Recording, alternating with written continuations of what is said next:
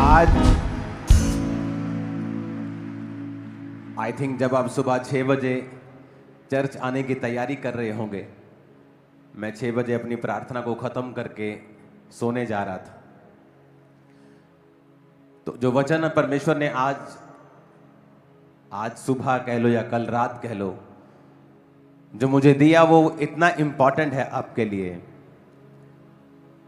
और वो आपके विश्वास को बढ़ाएगा और आपके नजरिए को बढ़ा कर देगा। क्योंकि सुबह आज मुझे मालूम था कि जो वचन परमेश्वर मुझे दे रहा है वह परमेश्वर मुझे दिखा रहा है एक दूसरा अध्याय भी, जिस पर बात बहुत कम होती है, लेकिन वो बनाया वो भी चीज परमेश्वर ने ही है, और हमें उस चीज को भी समझने की जरूरत है ताकि हमें यह मालूम हो कि परमेश्वर कितना बड़ा है। कई बार जब अपनी लाइफ में आप बिजी होते हो, अपने घर से काम, काम से घर, आपको लाइफ का मतलब समझ नहीं आता, लेकिन जब कभी आप घूमने चले जाते हो और आप एकदम समंदर के बीच में चले जाते हो या एकदम पहाड़ों के बीच चले जाते हो और दूर से देखते हो कि सब पहाड़ कितने बड़े हैं, समंदर कितना बड़ा है और आप कितने छोटे हैं, और आपको मालूम होता है फिर आपके परमेश्वर के बारे में भी कि वो कितना बड़ा होगा जिसने इन चीजों को बनाया है। तो कई बार जब हम अपने नजरिए को सेट नहीं करते हैं और हमें मालूम नहीं होता कि परमेश्वर क्या है और हम किस परमेश्वर से कितनी छोटी चीजें मांग रहे हैं और हमारा ध्यान कितनी छोटी चीजों की ओर है, जबकि वो परमेश्वर कितना बड़ा है, हमें उसके साइज के अकॉर्डिंग चीजें मांगनी चाहिए और अपने विश्वास को बड़ा करना चाहिए।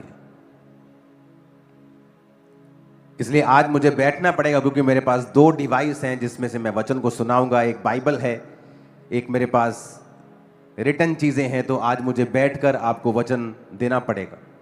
पिछले कुछ दिनों से परमेश्वर अपना जो मेरा ध्यान है वो इन चीजों के ऊपर लगा रहा है कि परमेश्वर ने किस प्रकार से उत्पत्ति की है चीजों की,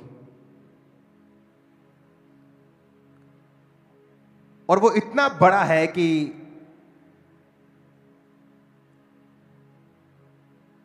दिमाग चकरा जाए लोगों का।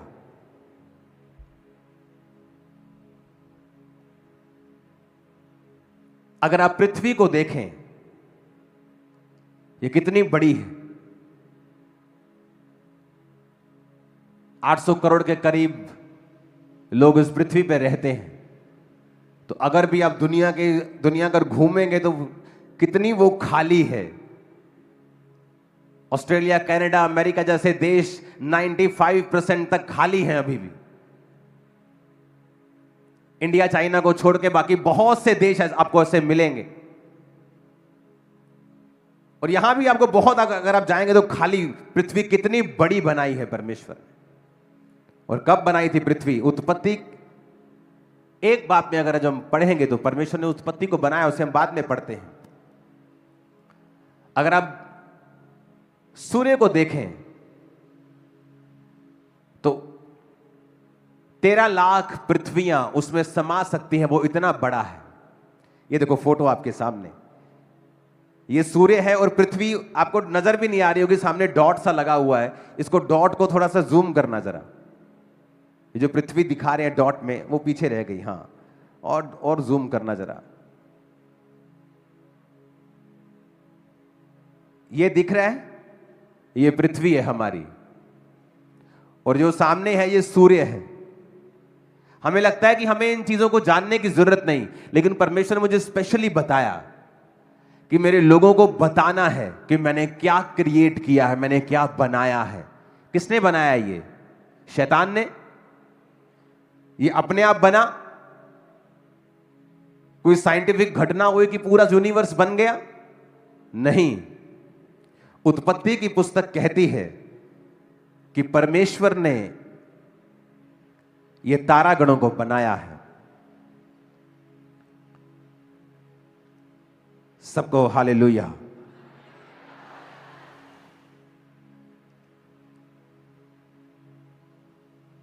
अगर आप उत्पत्ति 1 से लेके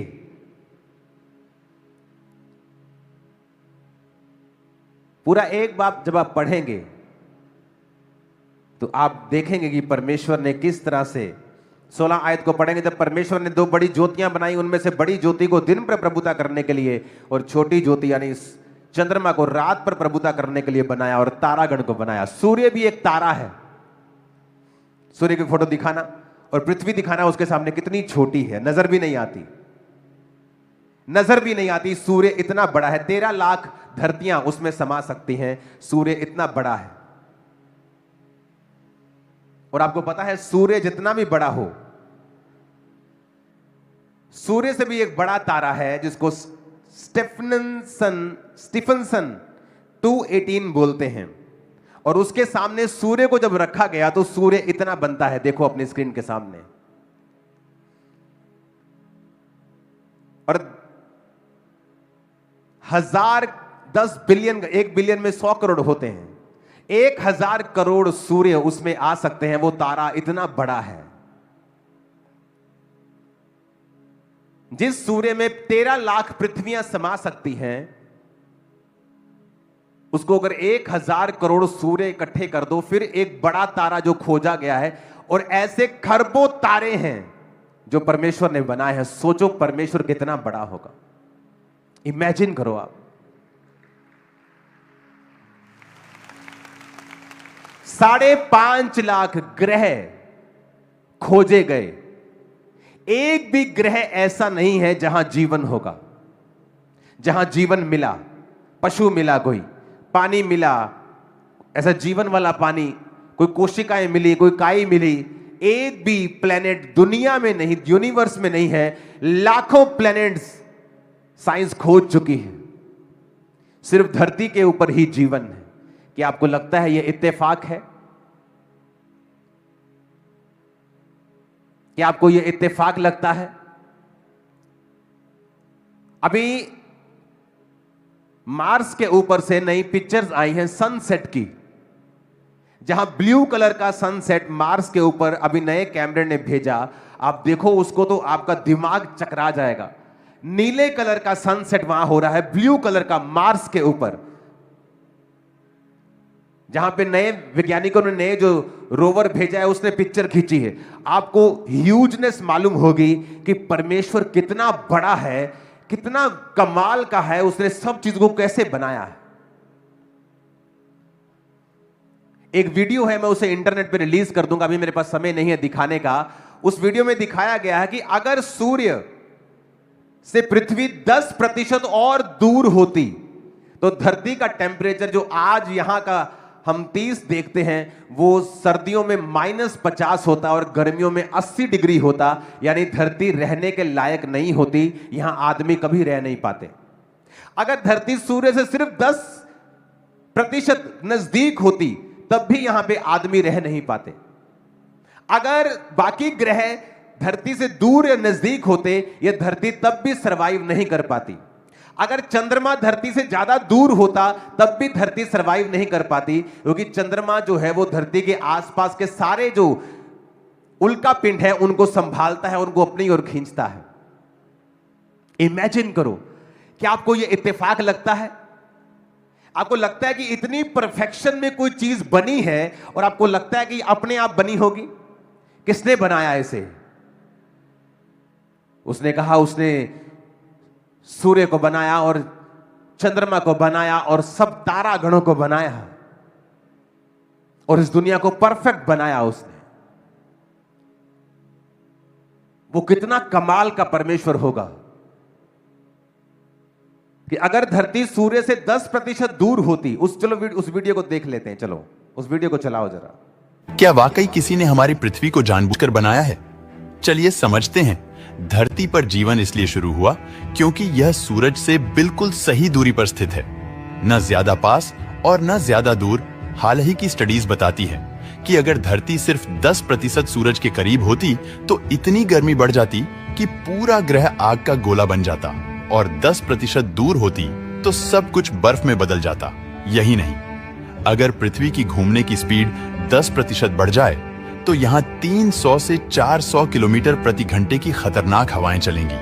और 10% कम हो जाए तो दिन में तापमान 80 डिग्री तक और रात में -50 डिग्री तक पहुंच जाएगा। मतलब सूर्य की दूरी, पृथ्वी की रोटेशन, सब कुछ बेहद परफेक्ट बैलेंस में है। इसी तरह चांद इतना सटीक अलाइंड है कि वह हमारे ग्रह को घूमने और मौसमों को स्थिर बनाए रखता है। और जुपिटर, वह तो सोलर सिस्टम में एक विशाल ढाल की तरह हमें खतरनाक एस्ट्रॉइड से बचाता है। दिलचस्प बात यह है कि अगर जुपिटर अपने स्थान से सिर्फ 10% सूरज की तरफ होता तो वह धरती नहीं बल्कि वीनस को प्रोटेक्ट करता, और 10% दूर होता तो मार्स उसकी शील्ड में आता। और सीधी बात यह है कि आज हमारी जिंदगी का हर सेकंड सिर्फ पृथ्वी के कारण नहीं बल्कि पूरे सोलर सिस्टम के एक सुपर फाइन बैलेंस के कारण चल रहा है। कितनी कमाल की वीडियो है। और किसने बनाया इसको? परमेश्वर ने। सूर्य को कहां रखना है, चंद्रमा को कहां रखना है, तारों को कहां रखना है, ग्रहों को कहां रखना है, और उनके क्या क्या काम है, परमेश्वर ने उनको असाइन किया। एक आसमान में जब आप कहते हैं ना टूटता तारा देखा मैंने, वो टूटता तारा नहीं होता, एक्चुअल में उल्का पिंड होता है जो धरती के एटमॉस्फेयर में जब एंटर करता है तो वो जल जाता है। वैज्ञानिकों ने एक उल्का पिंड को खोजा जो धरती से कुछ ही दूरी पे है, उसका नाम है एस्ट्रियोड 16 साइकी। उसकी पिक्चर है आपके पास। ये एक उल्का पिंड है। जब इसको खोजा गया तो इसमें यह पाया गया कि यह सिर्फ सोने से, लोहे से और निकल से बना है। और इसकी वैल्यू को जब देखा गया कि ये कितना बड़ा है, तो ये कुछ 100 किलोमीटर की इसकी चौड़ाई है। जब इसकी वैल्यू गिनी गई तो इसमें इतना सोना, लोहा और निकल है कि अगर आज इसको बेच दिया जाए तो जितनी आज इंडिया में सबसे बड़े अमीर की दौलत है, 9 लाख करोड़ रुपए सबसे अमीर आदमी की दौलत है, उतने ही पैसे एक एक जन को मिल जाएंगे पूरी धरती के ऊपर अगर इसको बेच दिया जाए। हर धरती का आदमी 9 लाख करोड़ का मालिक होगा। ये एक एस्ट्रियॉड है छोटा सा जो यहां आसमान में देखा है किसी ने। इमेजिन करो परमेश्वर के पास और क्या होगा। वो कितना बड़ा है, कितना विशाल है। और हम परमेश्वर को गालियां निकाल रहे हैं कि तूने मेरे को 500 रुपया नहीं भेजा टाइम पर, तूने मेरे को 2 लाख टाइम पर नहीं भेजा, मेरी रजिस्ट्री रुक गई। अगर आप आज इंडिया के सबसे अमीर आदमी, कभी वो गौतम अडानी जी होते हैं, कभी अंबानी जी होते हैं, उनको दौलत देखो तो 9 लाख करोड़ के करीब बनती है, $90 बिलियन। और अगर आप इसकी वैल्यू को देखो तो उसकी वैल्यू नीचे लिखी है 7 बिलियन लगा लो, इतनी इसकी वैल्यू है। अगर इसको रुपयों में निकालोगे तो वो 8 से 9 लाख करोड़ बनती है। एक एक जना धरती के ऊपर जितने आदमी हैं सब इतना पैसा हासिल कर लेंगे। लेकिन ये सिर्फ फिगर निकालने के लिए, एक्चुअल में ऐसा होता नहीं, क्योंकि जब सोना ज्यादा बढ़ जाएगा तो उसकी वैल्यू खत्म हो जाएगी, वो बात अलग है। लेकिन मैं आपको बता रहा हूं वैसे ही एक एग्जाम्पल के तौर पे कि वहां इतना सोना, इतना लोहा और इतना निकल है वहां पे उस धातु के एस्ट्रियॉड के उस उल्का पिंड के पास। इमेजिन करो परमेश्वर के पास क्या होगा। आपको पता है परमेश्वर क्या चाहता है इन चीजों को दिखाने के जरिए? कि हमारी सोच जो है वो चौड़ी हो, वो बड़ी हो। क्योंकि वो चीजें, वो सूर्य, वो तारागण, उसके लिए परमेश्वर ने अपनी जान नहीं दी है। आप लोगों के लिए उसने अपने लहू को बहा दिया है, अपने ब्लड को। इमेजिन करो आप कितने कीमती होंगे परमेश्वर के लिए। इमेजिन करो, इन चीजों के लिए परमेश्वर ने अपना लहू नहीं बहाया। ये आसमान में घूम रही है। वैज्ञानिक वहां पे भेजने का यत्न कर रहे हैं कि वहां पे भेज के उन चीजों को हासिल कैसे किया जा सकता है। इमेजिन करो। और ऐसे खरबों उल्का पिंड है, अरबों खरबों प्लैनेट्स हैं। इमेजिन करो परमेश्वर कितना बड़ा होगा। एक तारा जिसमें 1000 करोड़ सूर्य समा सकते हैं, और ऐसे खरबों तारे हैं जिनको परमेश्वर ने बनाया है, जिनकी गिनती नहीं की जा सकती। और पृथ्वी को उसने बैलेंस बना के रखा, हर जगह सही तारों को रखा कि वो लोग जी सके जिनको मैंने अपने हाथों से बनाया है। आप जानते हैं परमेश्वर क्या चाहता है? आपको पता है परमेश्वर जब बाइबल में आपको कुछ चीजें कहता है करने के लिए, तो वो क्यों कहता है? जिसने इतना कुछ बनाया है वो आपको छोटी छोटी बातों को मानने के लिए क्यों कह रहा है? वो आपको क्यों कह रहा है तू व्यभिचार ना कर, तू चोरी ना कर, तू ये ना कर, तू वो ना कर? मैं आपको इसका रीजन बताता हूं। परमेश्वर ने जब इंसान को बनाया तो उसने सब चीजों को अपने शब्दों से बनाया, पर इंसान को अपने हाथों से गूंथ कर उसने बनाया और अपने जीवन का सांस, यानी अपनी सांस, अपना जीवन करके उसमें फूंका और आदम जीवित प्राणी बन गया। यानी आदम के अंदर वही प्राण है जो परमेश्वर के अंदर है, और आदम को वैसे ही बनाया गया था जैसा परमेश्वर था, अपनी समानता में। पूरी तरह से परमेश्वर ने अपनी एक कॉपी आदम को बनाया। आज जब आप दूसरा पत्रस उसका एक बाब उसकी एक आयत को पढ़ते हैं, उसमें लिखा है, शमौन पत्रस की ओर से जो यीशु मसीह का दास और प्रेरित है, उन लोगों के नाम जिन्होंने हमारे परमेश्वर और उद्धारकर्ता प्रभु यीशु मसीह की धार्मिकता के द्वारा हमारे समान बहुमूल्य विश्वास प्राप्त किया है। परमेश्वर और प्रभु यीशु मसीह की पहचान के द्वारा अनुग्रह और शांति तुम में बहुतायत से बढ़ती जाए। वो क्या कहता है? कहता अनुग्रह भी और शांति भी, ग्रेस, फेवर जिसे कहते हैं, जॉय, लिबर्टी, आजादी। आपको पता है ग्रेस जब बोला जाता है, अनुग्रह जब बोला जाता है तो आजादी बोली जाती है। Grace be on to you. जब कोई बोलता है अनुग्रह तुम पर हो, तो एक्चुअल में वो कह रहा है प्रोफेटिकली कि आजाद हो जाओ तुम अपने बंधनों से, बीमारियों से, कलेशों से आजाद हो जाओ। Grace be on to you. कहता तुम्हारे जीवन में ग्रेस एंड पीस मल्टीप्लाई हो। कैसे? कहता यीशु मसीह की पहचान के द्वारा, पहचान के द्वारा, knowledge. Grace and peace be multiplied unto you through the knowledge of God. Knowledge का मतलब है, जब आप यूनानी भाषा में पढ़ते हैं, एपिग्नोसिस, फुल डिजर्नमेंट।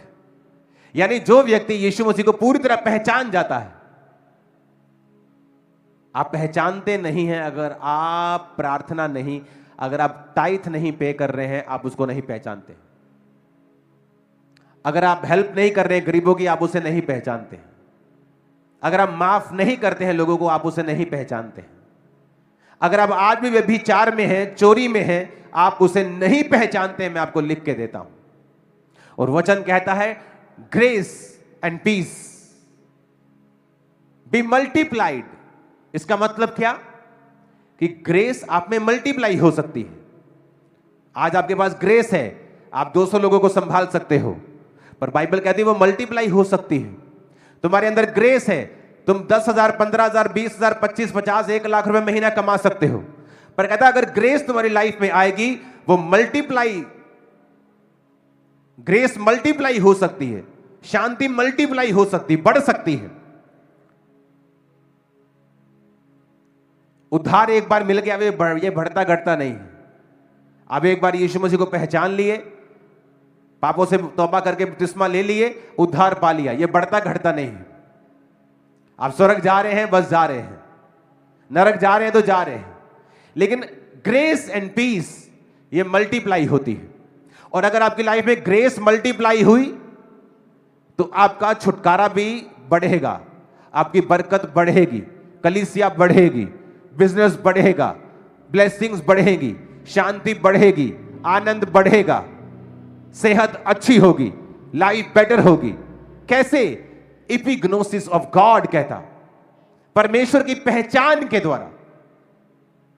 जब हम पहचानते कि परमेश्वर तू इतना बड़ा है, तूने इतने बड़े बड़े तारे बनाए हैं कि सूर्य, हजारों करोड़ों सूर्य उसमें समा सकते हैं, जबकि पृथ्वी अकेली 13 लाख अगर पृथ्वियां हो तो सूर्य भरती हैं, और ऐसे तारे हैं जो हजारों करोड़ सूर्य को अपने अंदर समा जाते हैं, और वो भी करोड़ों खरबों खरबों में है। तो कितना बड़ा परमेश्वर है, हम उसको समझते हैं कि अगर उसने तारों को, पृथ्वी को, सूर्य को, चंद्रमा को इतनी अलाइनमेंट में रखा है, इतने सिस्टम में रखा है, वो मेरी लाइफ को इतने सिस्टम में क्यों नहीं रखेगा? वो मेरी जिंदगी को सिस्टम में क्यों नहीं रखेगा? वो सब कुछ कर सकता है, लेकिन मुझे ये समझना है कि मैं उसकी नॉलेज में कम तो नहीं हूं, मैं उसकी डिजर्नमेंट में कम तो नहीं हूं, मेरे अंदर कोई कमी है कि मैं डिजर्न नहीं कर पा रहा हूं परमेश्वर को, क्योंकि वो तो परफेक्ट है, उसने परफेक्ट चीजें बनाई हैं, उसने तो इतनी बड़ी बड़ी चीजें बनाई कि वैज्ञानिक भी उसके सामने सिर झुकाते हैं। ऊंची आवाज में कहो हालेलुया। माउंट एवरेस्ट के ऊपर समुद्र के जीवाश्म मिले तो वैज्ञानिक अब कहने लगे कि माउंट एवरेस्ट भी कभी पानी के नीचे था, और यह बाइबल की पहली दूसरी लाइन में लिखा है। पृथ्वी बेडोल सुनसान पड़ती, गहरे जल के बुलंद अंधियारा था, परमेश्वर ने कहा उजाला हो जाए, फिर जल दो भाग हो जाए। अब एक और वीडियो मुझे मिली जिसमें रेगिस्तान में जहां पर पत्थर निकालते हैं, सैंडस्टोन्स निकालते हैं, जब वो सैंडस्टोन वहां पे रेगिस्तान में निकाल रहे थे तो वहां भी समुद्र के जीवाश्म मिले उनको। तो वैज्ञानिकों ने समझा कि सैंडस्टोन जहां मिला है, जहां पानी की बूंद नहीं है धरती के अंदर, वहां पर समुद्र के जीवाश्म मिले, नदियों के नहीं, समुद्र के। तो वैज्ञानिक अब कहने लगे हैं कि हां, माउंट एवरेस्ट भी कभी समुद्र के नीचे था, ये रेगिस्तान भी कभी समुद्र के नीचे था। तारीफ करो खुदावंद को जो वचन। आपको पता है एक और बात, जिस समय परमेश्वर ने नूह को कहा कि तू किश्ती को इतने हाथ लंबी, इतने हाथ चौड़ी, इतने हाथ ऊंची बनाना, अगर आज के फिजिक्स के लॉ को आप देखें तो फिजिक्स का लॉ है 6.1, जो फिजिक्स में जो नावों के लिए लॉ है, आज जो लॉ बने हैं, जो लॉ खोजे गए हैं, वो सारे लॉ नूह की किश्ती के ऊपर 100% इंप्लीमेंट होते हैं कि नूह की किश्ती आज की फिजिक्स के लॉ के हिसाब से 100% परफेक्ट बनाई गई थी।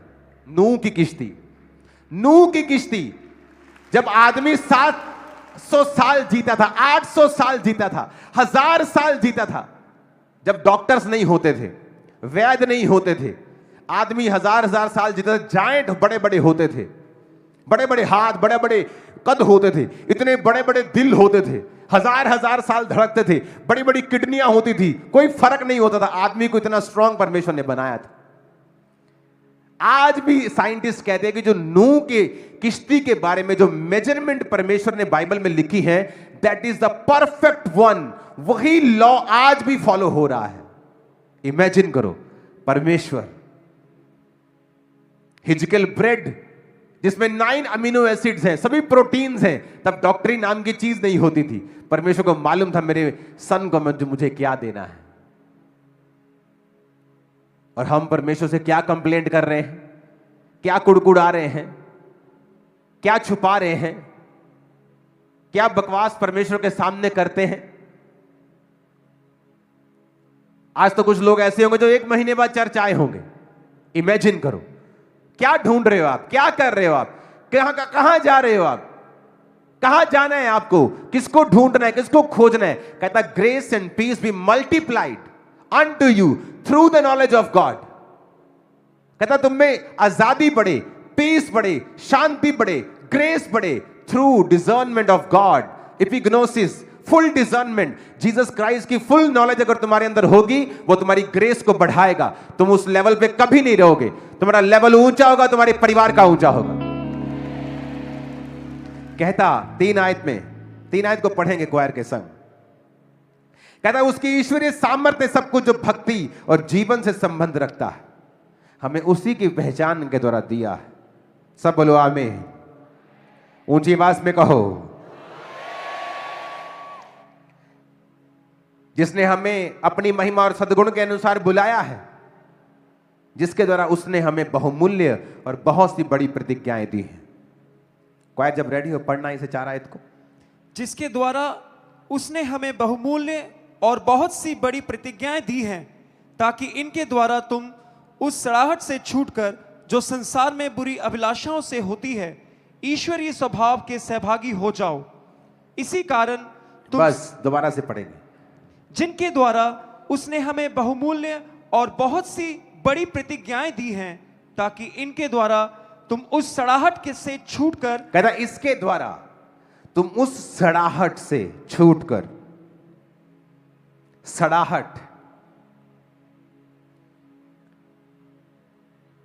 अपने पड़ोसी को बोलो सड़ाहट। कहता whereby are given unto us exceedingly great and precious promises, that by these you might be partakers of the divine nature, having escaped the corruption Hindi में लिखा है सड़ाहट, इंग्लिश में लिखा है करप्शन, और इसका इब्रानी मतलब है 5000, यूनानी मतलब है 5356 शब्द। इसका मतलब है फिथोरा, जिसका मतलब है करप्शन, डिस्ट्रॉय, पेरिश, डिके। कहता उस संसार की बुरी अभिलाषाओं में सड़ाहट होती है। अगर शैतान आपके शरीर को सड़ाना चाहता है तो वो ये कोशिश करेगा कि करप्शन आपकी लाइफ में एंटर हो। फिर से हिंदी में पढ़ेंगे। कहता ताकि इनके द्वारा तुम उस सड़ाहट से छूटकर जो संसार में बुरी अभिलाषाओं से होती है। सड़ाहट का मतलब करप्शन, डिके, मतलब किसी चीज जब सड़ने लगती है, चीज खराब होने लगती है।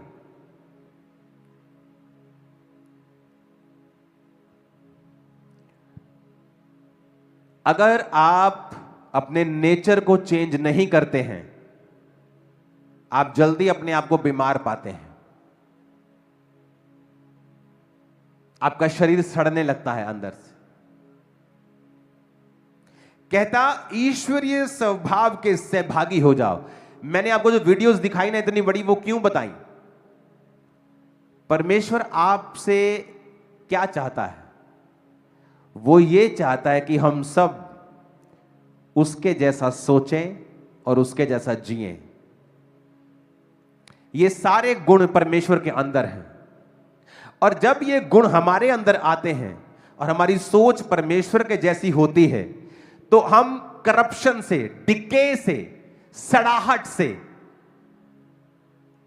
जो आपके बिजनेस में हो सकती है, गर्भ में हो सकती है, पेट में हो सकती है, वो सड़ाहट आपके शरीर में हो सकती है, लाइफ में हो सकती है, बच्चों में हो सकती है, मैरिड लाइफ में हो सकती है। कहता उस सड़ाहट से तुम छूट सकते हो जो बुरी अभिलाषाओं से शैतान तुम्हारे जीवन में लेके आता है।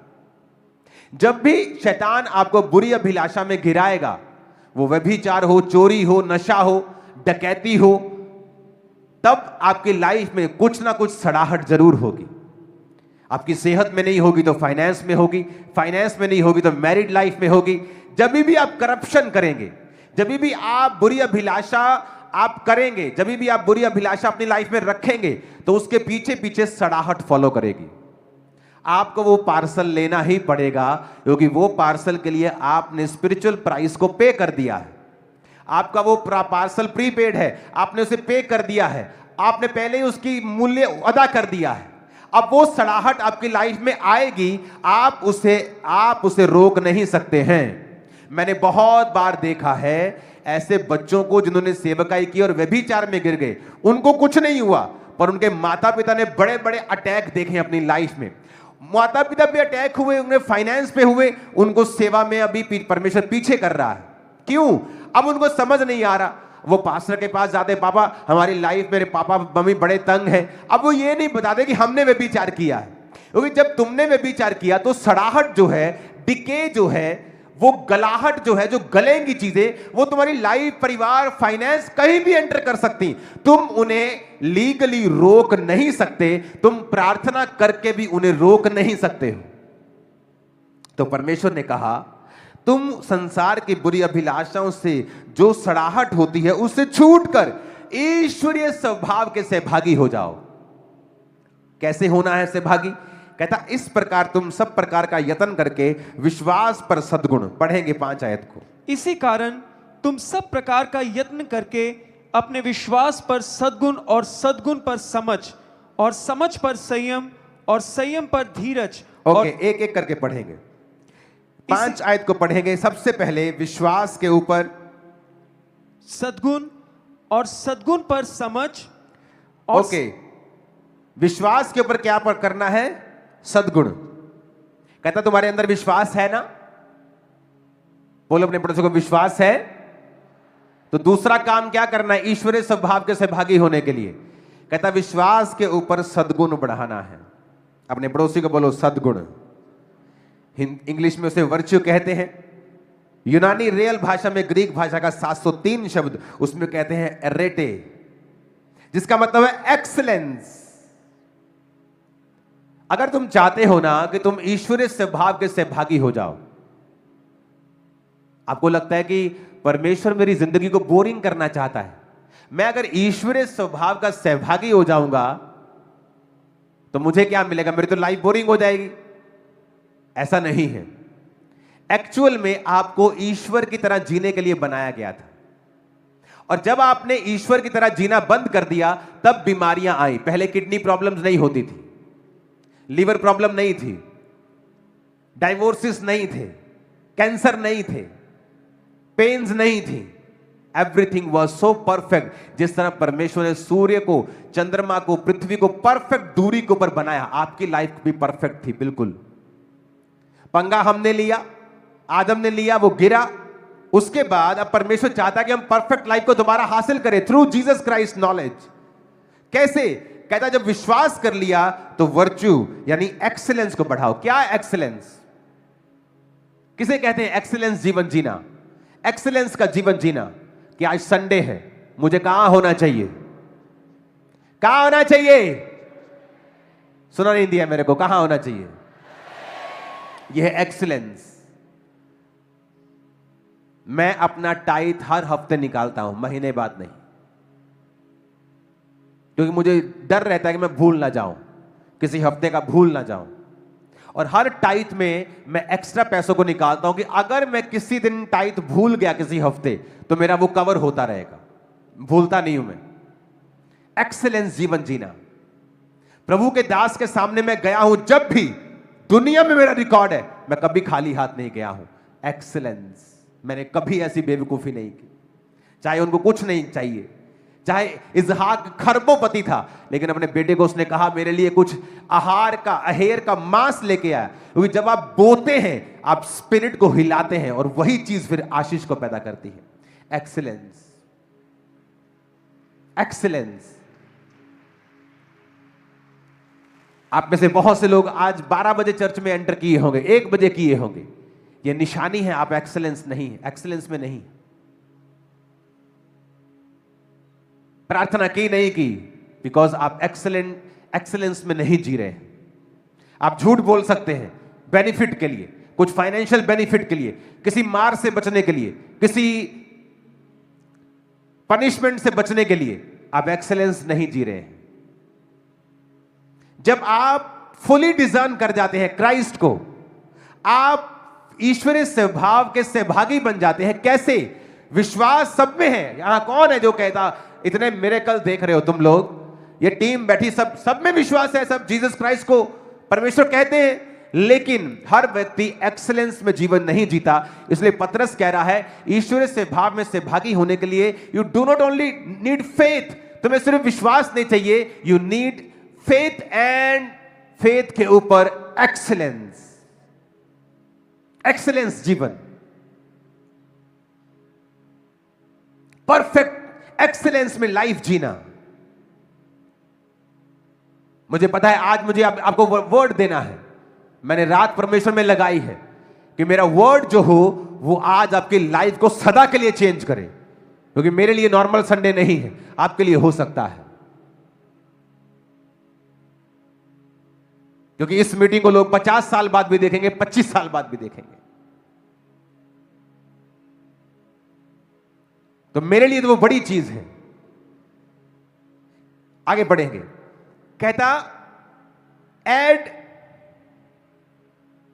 Virtue, add to your faith virtue. कहता विश्वास के ऊपर क्या बढ़ाना है? सद्गुण। आगे पढ़ेंगे। और सद्गुण पर समझ। कहता सद्गुण के ऊपर क्या? समझ। अपने पड़ोसी को बोलो समझ।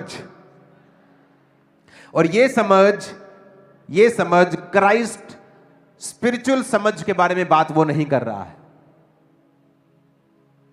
ये आपको अलग समझ के बारे में, जो दुनिया में भी काम आती है, उस समझ के बारे में भी आपको कह रहा है। अगर वो समझ भी आपके अंदर नहीं है, तब भी आप परमेश्वर के स्वभाव में सहभागी नहीं हो पाते हैं। ऊंची आवाज में कहो हालेलुया।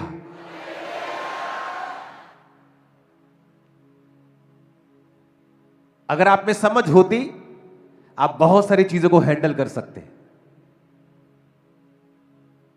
कौन कब आपको रिपोर्टिंग करनी आएगी, अगर वो समझ आप में होगी, आप बताओगे पापा आपको ये बात की पता है, नॉलेज है क्या, ऐसा हो रहा है, क्योंकि आप में वो नॉलेज नहीं, आप बुद्धू हो। वचन भी कहता है कि संसार के लोग तुमसे ज्यादा बुद्धिमान है, अंधेरे के लोग तुमसे ज्यादा समझदार हैं, तुम बुद्धू हो। उन्हें पता है कैसे मित्र बनाने हैं ताकि हमारा फ्यूचर सेव हो सके, तुम बुद्धू हो, तुम्हें नहीं पता अपना फ्यूचर कैसे बनाना है।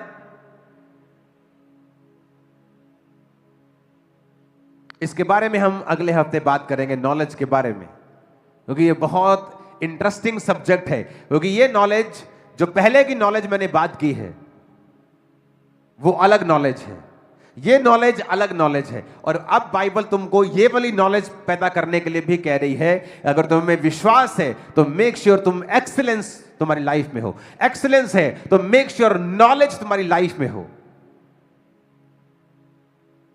ऊंची आवाज में कहो हालेलुया। आज का वचन समझ आ रहा है कि ऊपर से जा रहा है?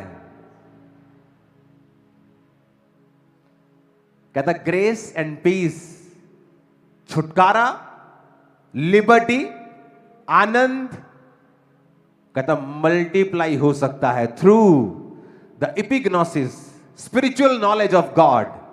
ये अलग नॉलेज है, ये स्पिरिचुअल नॉलेज है। जीसस क्राइस्ट की फुल डिजर्नमेंट, वचन का पूरा ज्ञान होना, वचन हमें क्या क्या कहता है, कब कब कहता है, उसका ज्ञान होना। कहता ईश्वरीय स्वभाव में से भागी हो जाओ, क्योंकि जीसस क्राइस्ट की ये इच्छा है, जिसने सब कुछ परफेक्ट बनाया है, कि तुम उसके जैसा सोचो, उसके जैसा देखो, उसके जैसा चलने की कोशिश करो। ऊंची आवाज में हालेलुया बोलो जरा। आई थिंक आज इतना काफी है आपके लिए, और समझ के बारे में, संयम के बारे में, धीरज, धीरज पर भक्ति, भक्ति पर भाईचारे की प्रीति, भाईचारे की प्रीति पर प्रेम बढ़ाते जाओ। इसके बारे में अगले हफ्ते हम बात करेंगे, थर्सडे बात करेंगे। और मुझे बिलीव है कि आप लोग समझ जाएंगे कि मुझे क्राइस्ट की फुल डिजर्नमेंट लेनी है।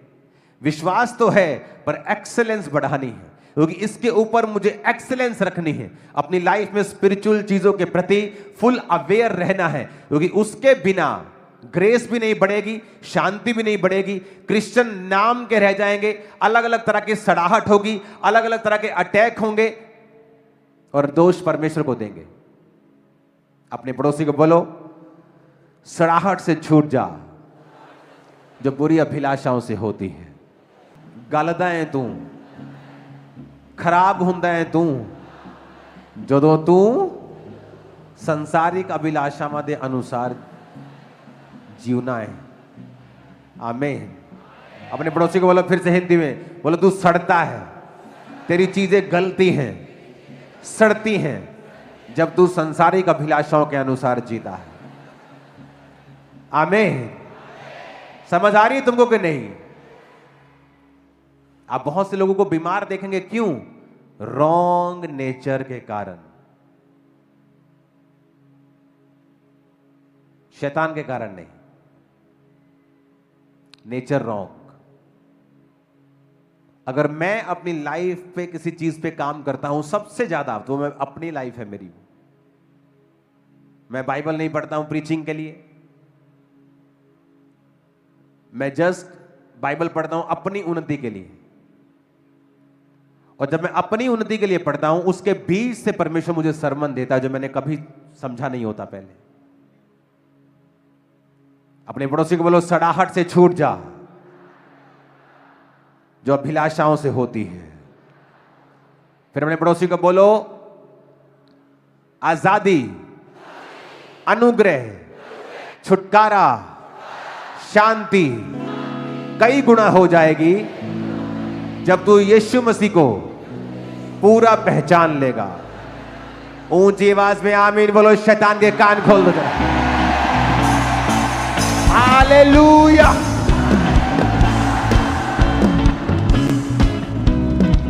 आमीन। ऐसा परमेश्वर, मेरे तो कल आंखें खुल गई मेरी। ऐसा परमेश्वर जिसने ऐसे ही उल्का पिंड आ रहा है, अगर वो बेच दिया जाए तो भाई साहब सब अंबानी के जैसे दौलतमंद होंगे आज की वैल्यू में। इमेजिन करो एक छोटी सी बिंदी अगर परमेश्वर बेच रहा है तो तुम कितने अमीर हो जाओगे। और हम क्या बोलते हैं परमेश्वर को, तू हमारा ध्यान नहीं रखता। अगर तुम उसको समझ गए, ये बात आज नोट करके अपने दीवारों पे लगा देना, तुम्हारी जरूरत से ज्यादा हमेशा तुम्हारे पास रहेगा। जितनी जरूरत होगी ना तुम्हें, उससे ज्यादा हमेशा। हमेशा का मतलब क्या? 1 तारीख से लेकर 10 तारीख तक नहीं कह रहा हूं मैं, हमेशा तुम्हारे जीवित उठाए जाने तक तुम्हारे पास जरूरत से हमेशा ज्यादा होगा। इस कलीसिया के पास मैं प्रोफेसी करता। आमीन। सिर्फ समझना है परमेश्वर को।